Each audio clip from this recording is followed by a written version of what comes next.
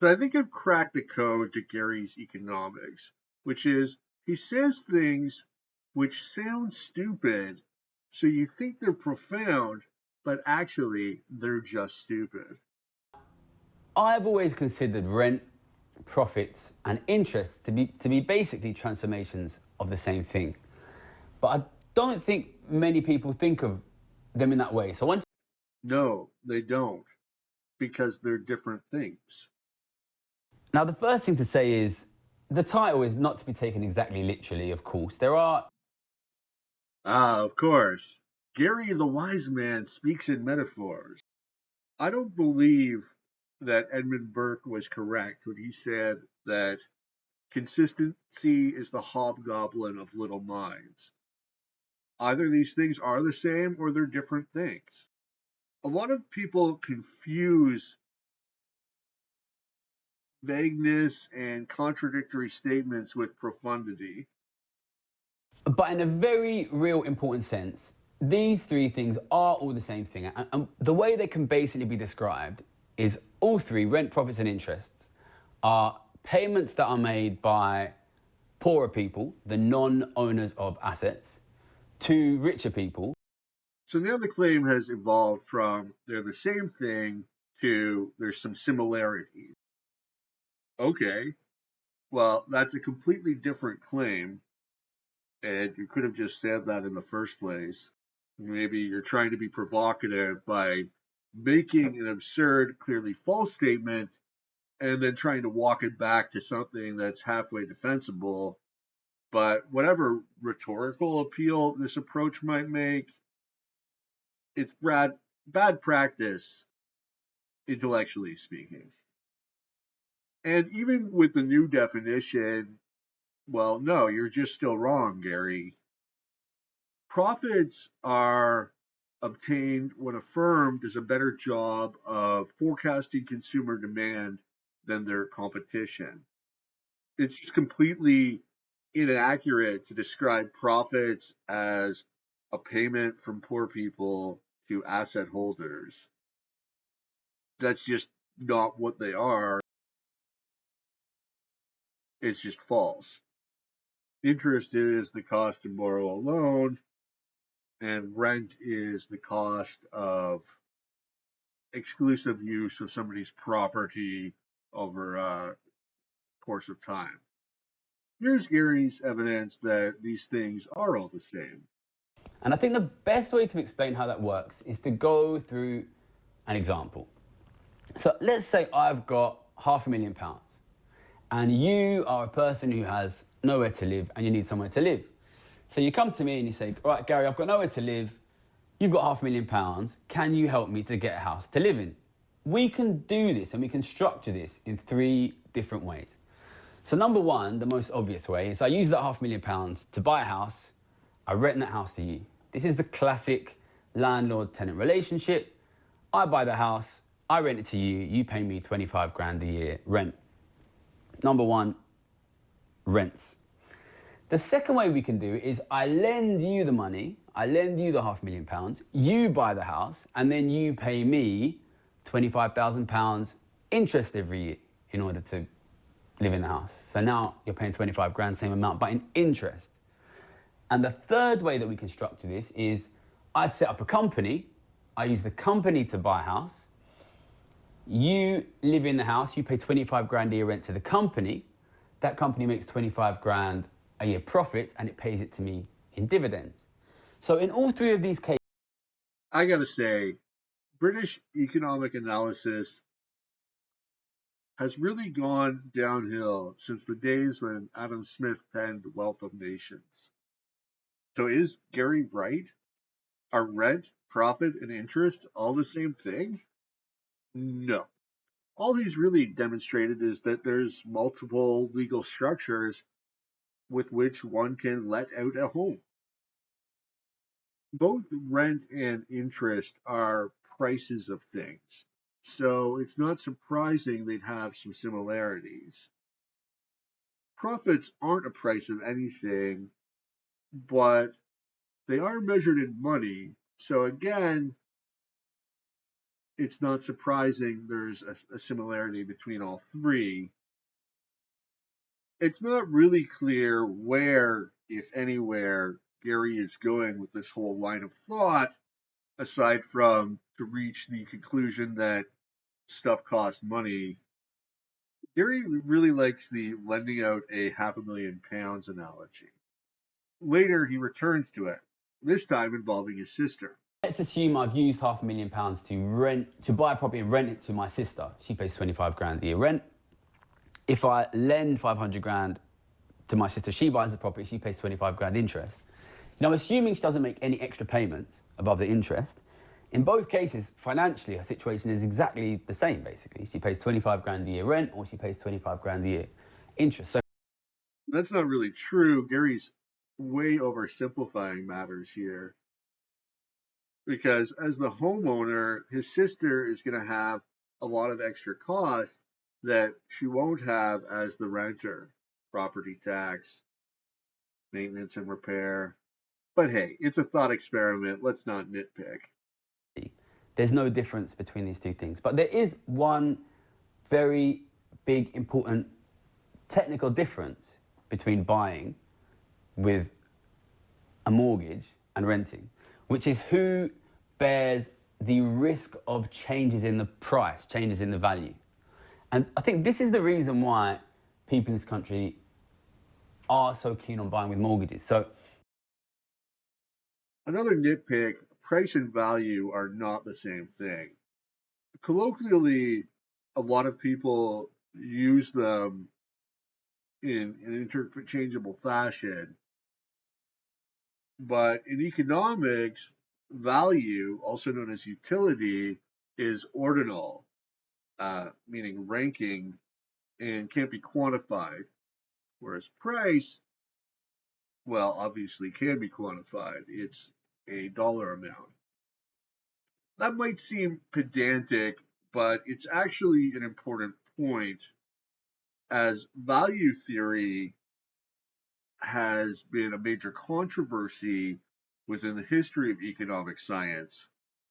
The famous economist Adam Smith, who I referenced earlier, was a proponent of the labor theory of value, in no small part because of his Calvinist upbringing, although that was refuted by the self-evident subjective theory of value. if you rent and the price of the property goes up, you are unaffected, you don't own the property. But if you buy with a mortgage and the price of the property goes up, you take the profit, basically. You take the upward movement in price. And of course, in the last 30, 40 years, house prices in this country and in most countries in the world have gone very aggressively up with only a few sort of downwards hiccups, which means that if you as an individual have chosen to buy with a mortgage, you would have done massively better than if you have chosen to rent over the last 40 years. Again, that's not actually true. What I mean is, in order to buy a home, you need a down payment. So in nominal terms, UK house prices have increased 10 times since 1980. On the other hand, the S&P 500 has returned 15,000% in that same time period. So if you take your down payment and all the extra expenses involved with home ownership and you put it in the S&P 500 while renting, you would probably be better off renting. You buy a property with a big mortgage, the price goes down, you can become bankrupted extremely quickly. This is why. It's not like your mortgage payments change. Being underwater on a mortgage isn't the same thing as being bankrupt. It's that bad. You can always just default and enjoy the 2 years of no rental payments while the default is processed. Price only matters if you sell something. If you're just living in the house, then it's pretty much irrelevant unless you want to get a second mortgage or a home equity line of credit. One thing that really can affect homeowners is a change in the interest rate. And That's what we're seeing in Canada. We had really low interest rates for a long time, and now they're going up, and that leads to higher payments because we only have variable rate mortgages. What happened in Japan in the 90s was the popping of a speculative bubble fueled by easy money credit expansion. Gary then goes on to offer some financial advice, or at least to make clear that he isn't giving the advice to not do something. I think house prices will continue to go up. So I'm not saying you shouldn't buy with mortgages. But it's important to recognise that both ways of doing it, buying with a mortgage or renting, you will pay an enormous amount of either rent or interest. There we have it. Gary's contribution to economic thought. Stuff costs money. Thanks, Gary. I guess the broader point that Gary's trying to make is that basically the system's rigged against you, the little guy, because everything you want to do costs money, and asset holders are making money off of that. An individual without wealth have to pay money to the individuals who own the assets in order to basically live your life. Well, yeah, if you want to live in somebody's house, you have to pay them for that privilege. We don't live in some mythical communist utopia where everything is free. A lot of people went to great efforts to build that house that you want to live in. And essentially, rent is the way that you pay those people back for building the house. Of course, the people who actually built the house didn't want to get paid back for years to come. They wanted their money up front. So another person, the business owner, the capitalist, the investor, paid their wages way in advance in the hopes of collecting rent down the line or selling the building for an upfront payment. I mean, to me, this whole musing seems to be the subtext of what he's saying is why can't everything just be free, which is just a very childish viewpoint when it comes to the economy. Stuff can't be free because stuff isn't free. If you want to enjoy the benefits of other people's labor, then you have to labor yourself. You have to provide something of value to society through the market economy and in turn receive a wage or obtain profit selling your goods or services. It's kind of inevitable that unless you take some sort of preventative measures, wealth inequality will and does tend to get higher over time. And that I think the focus on wealth inequality and income inequality, and there's an obsession with it today amongst the media, intellectuals, economists. People are really obsessed with this topic of wealth inequality and income inequality. I think it's completely misplaced. It's not important. What's important are absolute living standards for low income individuals. Obviously, if low income individuals are doing well, then higher income individuals are going to be doing better. Well, let me walk that back a bit, actually. I guess it's important how everybody in society is doing. I mean, there might be people without an income, but also everybody else matters too, not just low income people. But my point is this: what really matters is improved standards of living. But also, and this is a point that Thomas Sowell makes, is that when you talk about like income brackets, lowest 25%, top 25%, you're talking about statistical groupings, not necessarily real flesh and blood human beings. Somebody can start off making a low income and then they can become part of the high income group. So it's not necessarily that important The difference is, I mean, by definition, low income people are going to have a much smaller percentage of wealth than high income people or low wealth people versus high wealth people. Literally, that's tautologically true. What matters is to what degree is income mobility possible? How hard is it for an ordinary person to start a business? And also, very important is what sort of absolute standards can a low income person enjoy, standards of living?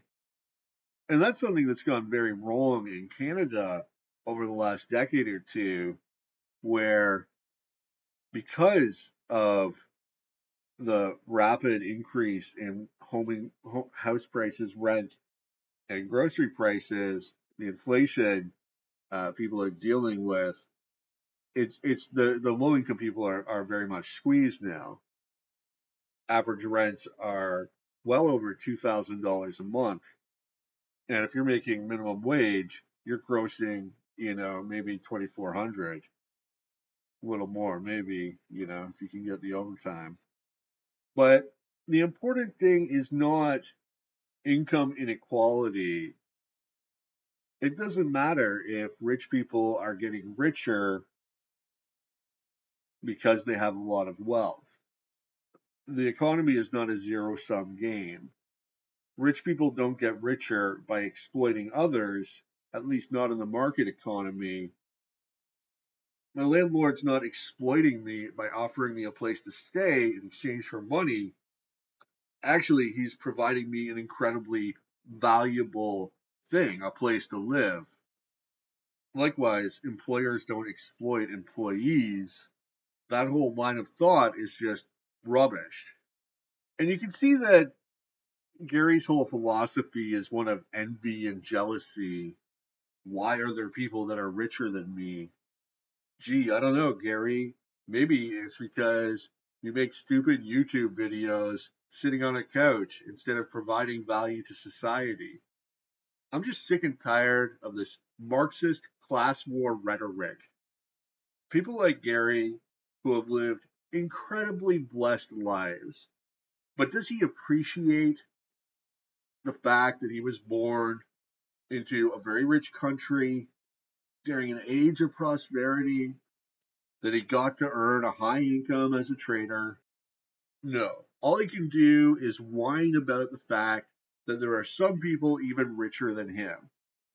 And it's just stupid. It's not useful.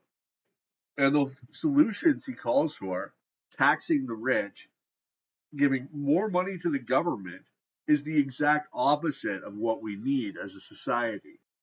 The higher taxes are, the less money everybody else has. Gary doesn't understand the first thing about economics, politics. Honestly, he's an idiot.